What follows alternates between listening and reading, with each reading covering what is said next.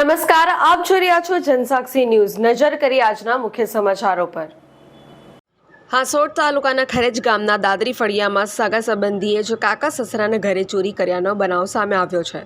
બનાવ અંગે પોલીસમાં ફરિયાદ નોંધાતા તપાસ હાથ ધરાઈ છે। મૂળ ચીકદા ગામના અને હાલ ખરેજ ગામના દાદરી ફળિયામાં રહેતા જેઠિયાભાઈ વસાવાના ઘરે તેમના સગા ભાઈની પુત્રવધુ અને કુવાદરાની ઓમ રેસિડેન્સીમાં રહેતી નિવેદિતા વસાવા મુલાકાતે આવી હતી। દરમિયાન ઘરમાં રાખેલા સોના ચાંદીના ઘરેણા પર હાથ સાફ કરી તે ફરાર થઈ ગયા હોવાનું બહાર આવ્યું છે। ચોરીમાં ગયેલા મુદ્દામાલની અંદાજિત કિંમત ₹2.70 લાખ હોવાનું જણાવ્યું છે। ઘટનાની જાણ થતાં જેઠિયાભાઈ વસાવાએ હાંસોટ પોલીસ સ્ટેશન ખાતે ફરિયાદ નોંધાવી છે। પોલીસે ફરિયાદના આધારે ગુનો નોંધી આગળની તપાસ શરૂ કરી છે।